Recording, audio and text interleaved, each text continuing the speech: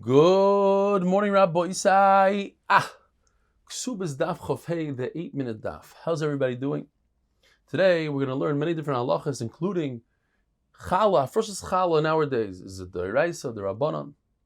Also this idea, testifying, saying edus based on a chazaka. If you see somebody getting an aliyah, he gets kayan. Could you testify to that? And based on that, we decide he's a kayan. As we learned yesterday, gdoila chazaka. Chazaka is very powerful. So one pshat is, because Klal Yisrael were eating truma in Chutz La'aretz in Bavel, but that's only the Rabbanan. And they came to Eretz Yisrael, they continue eating truma even though it's the Eraisa based on the Chazaka. Or the pshat is, in a time where it's the Eraisa, we don't eat Kodesh, meaning we don't eat Karbanas, and we don't eat Kachim, meaning truma. The Brisa says that you could base a chazaka, you could decide that somebody's a kohen based on chazaka in our days, if he does Nesius Kapayim, Birkus Kehanim, Duchanim in Bavel. Not only in Bavel, but any place where the shluchim, the messengers of the Bezdin go out and tell everybody about Rosh Chodesh.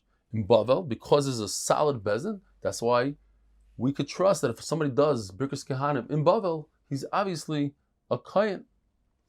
If somebody eats challah in Syria, according to the Manda Omar that says Kibush Yachid Shmei Kibush, in other words, David HaMelech, he conquered Syria and he annexed it to Eretz Yisrael, that's considered one part with Eretz Yisrael, and the challah is d'oraisa. So if he's eating challah, obviously he's a kohen. Matanos, there's certain gifts that every animal, you take from every animal and you give to the kohen.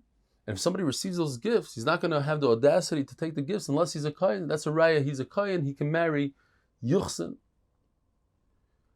Now it's possible that this is all a raya only for truma and not for yuchsin.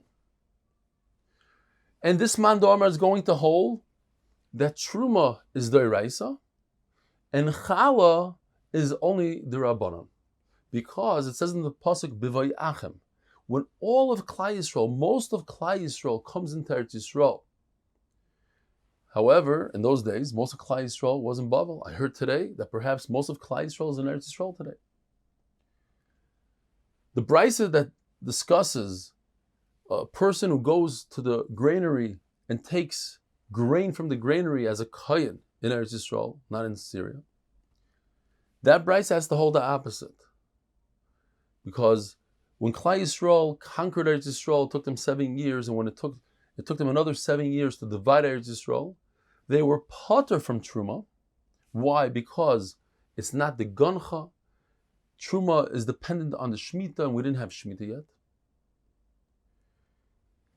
However, they were Chayiv and Challah right away. So according to this Manda Amar, this Brisa, Challah is the Iraisa, Truma is the Rabbana. Now we're going to be discussing Eidos, a testimony that comes from the Chazaka. It has halacha like a Chazaka. In other words, if he testifies that he saw somebody getting the first aliyah, he got kohen, and then immediately afterwards the second aliyah was a Levi. From this you could prove that the first one was a kohen and not a gadol b'Torah, because the Gdolim also used to get the first aliyah. The same thing would apply if you saw the second aliyah was given to a Levi.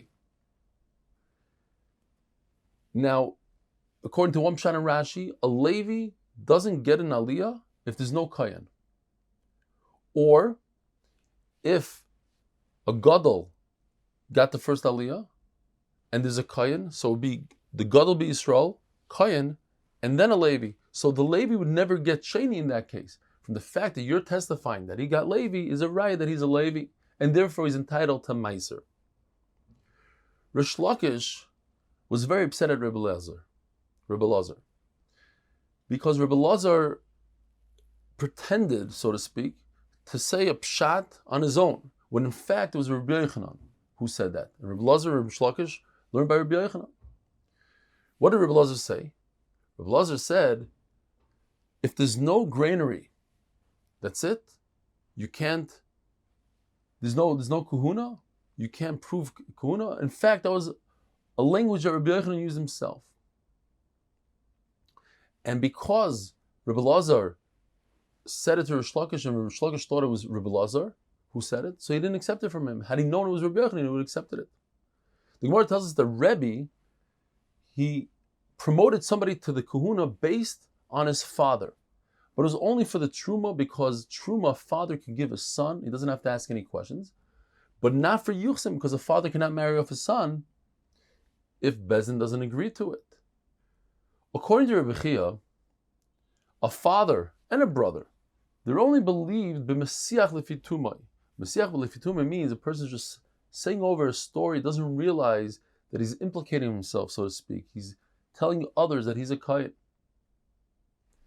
So just like Rebbe, we have to say, also he used this mesiach lefitumai to allow the father to promote the son.